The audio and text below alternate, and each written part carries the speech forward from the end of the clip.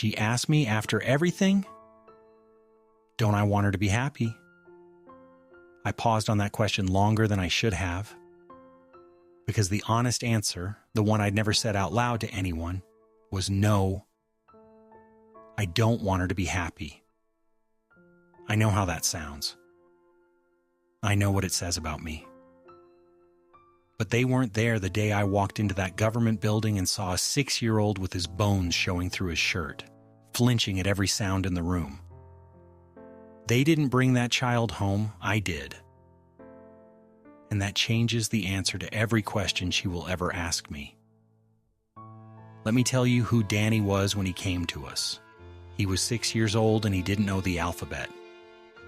He hid cold French fries under his mattress at night because he wasn't sure there would be food in the morning. He cried for his mother regularly, desperately, and I had to sit across from him and find words for the fact that I didn't know where she was. I had to watch him grieve a woman who, at that very moment, was somewhere not thinking about him at all. Val is my sister. We share a mother. And for reasons that are hers to carry, a hard early life, addiction, choices layered on top of choices, she could not be what Danny needed. He came into foster care, and eventually he came to us. My husband and I became his parents. Not in the warm storybook sense. In the daily, grinding, beautiful sense. We taught him letters. We sat outside his bedroom door when the nightmares came. We watched him, very slowly, learn that the food would still be there tomorrow. He is not 6 anymore. He is doing well. He is ours, and we are his. And I don't say that with any bitterness toward anyone. That's simply what is true. Val got sober. She worked on herself. And a few weeks ago, she called a family video chat, our parents included, which I later learned was intentional, to announce she was pregnant again. No warning. No private conversation first.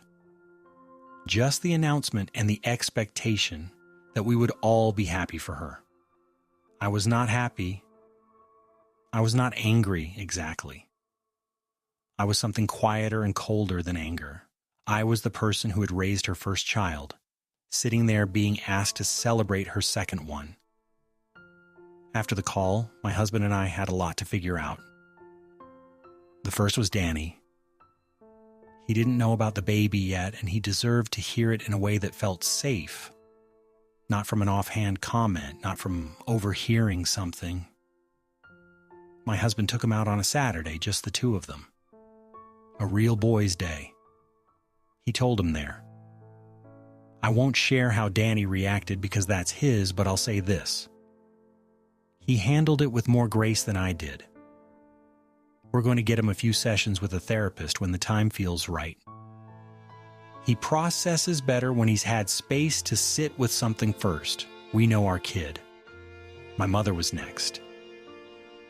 A lot of people, when I'd shared the situation earlier, had come down hard on her. And I want to be fair here, because she doesn't deserve to be cast as a villain. She is genuinely one of the kindest people I've ever known.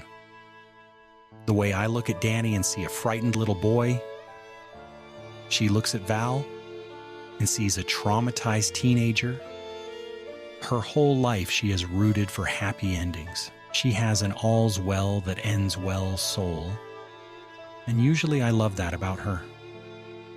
In this case, she'd come across as flippant, like what Danny went through was background noise to Val's redemption arc. But when I laid it out for her again, all of it, carefully and specifically, it landed differently. She cried. She said she hadn't thought about it from his perspective. Not really. She still hopes Val is a better mother this time. I told her I hoped the same thing. That much at least we could agree on. And then there was Val. She called. She apologized for springing the announcement the way she did. She knew she should have come to me privately first, she said. She'd been nervous, and having our parents on the call had felt safer. more like a normal, happy moment. She said she would always regret what she had done while she wasn't sober. She said she didn't think Danny should ever forgive her. And then she said that she had always wanted to be a mother and that she finally felt like she would be a good one. I was listening to all of this and had already decided quietly that I was going to keep my distance going forward. I wasn't going to say it. I was just going to fade. And then she asked me the question. After everything, don't I want her to be happy? That's when the quiet thing inside me went very still. I didn't answer right away. I sat with it. And what I found when I actually looked was this: no, I don't want Val to be happy. Not in the full, thriving, she has everything she wanted sense. I want her to be sober. I want her to be healthy. I want her new child to be safe in a way Danny never was. I can want all of that, but a warm, complete, happy life for her. That is not what I would choose for her if the choice were mine. I know that makes me a bad person.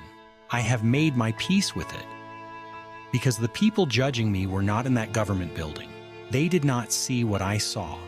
They did not bring home a child who was afraid of loud noises and didn't know how to read and hid food under his bed like an animal preparing for winter, because experience had taught him that hunger was always coming. They did not have to look that child in the face when he asked for his mother and figure out, on the spot, what to say. They did not have to hold all of that and still get up the next morning and make breakfast and teach the alphabet and be steady when they did not feel steady. I told Val the truth. I told her that my family and I were not in a place where we could keep engaging with her. She did not take it well. Old grievances came up. That I hadn't pushed Danny hard enough to maintain contact with her. That I hadn't been supportive enough when he was first born. Her boyfriend sent me a message afterward, calling me spiteful. I blocked them both. I called my parents. I told them we would need to do separate holidays going forward. Different functions, different sides of the family. They were understanding. We agreed that Val could have priority with my dad's family, and she can do the same with my mom's side when it comes to my mom's events. They also agreed not to pass updates between us unless specifically asked. It felt clean, sad but clean. Danny doesn't know most of this. He doesn't need to. What he knows is that he is loved and that our home is his and that the food will be there tomorrow and the day after that. I won't call this a happy ending. I don't think it is one. But I do know that for the first time in a long time, I'm not carrying something that isn't mine to carry. Val's happiness, Val's choices, Val's new chapter, none of that belongs to me. What belongs to me is the boy down the hall and the man beside me and the life we have built around that child together. I'm going to focus on that, just that. If you were in my shoes, if you saw what I saw that day, what would you have done? Would you have said what I said, or stayed quiet and kept the peace a little longer? Tell me in the comments. I read every one. And if this story hits somewhere close to home, subscribe. I have more like it.